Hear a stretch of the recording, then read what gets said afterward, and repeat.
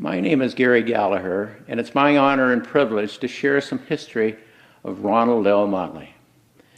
I first met Ron in 1978 when I filed the first mesothelioma case that arose out of Pearl Harbor Naval Shipyard. I met Ron and about 10 other asbestos lawyers back then, and Ron was a natural leader even then. Ron, in his magic personality, took charge of everything, and at the end of the meeting invited me to go back to Barnwell, South Carolina with him. And he would share every single thing he had in his asbestos litigation library. And he opened up his entire collection to me, which contained 5 file cabinets. Well, I was there. I learned everything I could at that point in time and started working with Ron. But before I left, I had the pleasure of meeting Ron's senior partner, Mr. Solomon Blott.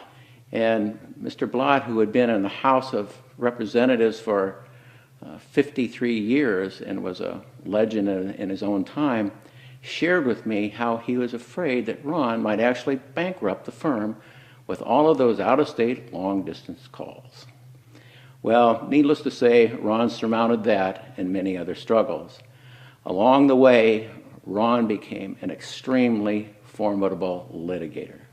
It was my pleasure to work with him in those early days, taking depositions all over the United States. During one of those deposition trips, I was separated from Ron, and this is probably in the early 80s, and I got a call from another lawyer saying that the plant manager for Johns Manville we were going to depose had passed away. He had been in charge of their program of not informing the workers when they were diagnosed as having the disease asbestosis. If they were just diagnosed, they would just let them keep working until they were disabled. Well, when I told Ron about this death, I said, Ron, I wonder what he died of. Maybe it was an asbestos-related disease. And Ron said, I know what he died of. And I said, what?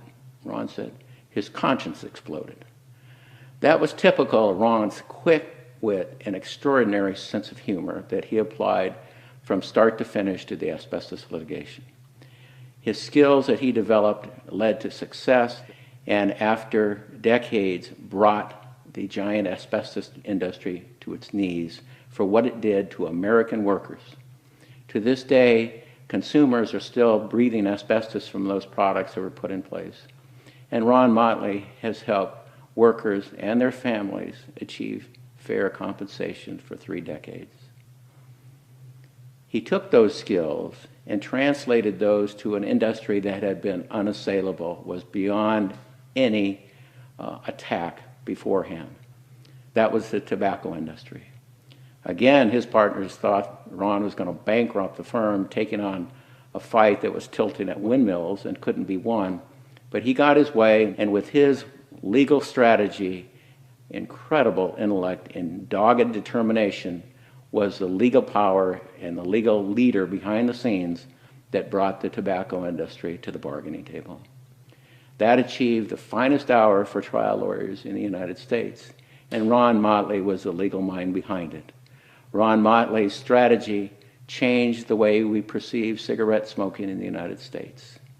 Ron Motley's legal strategy stopped the increase of young children starting to smoke.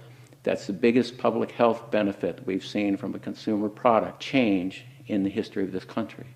Ron Motley's legal strategies will save millions of lives. Ron Motley's achievements stand alone. No other trial lawyer in the history of the United States has achieved such profound effect because of litigation. Ron has had an incredible career.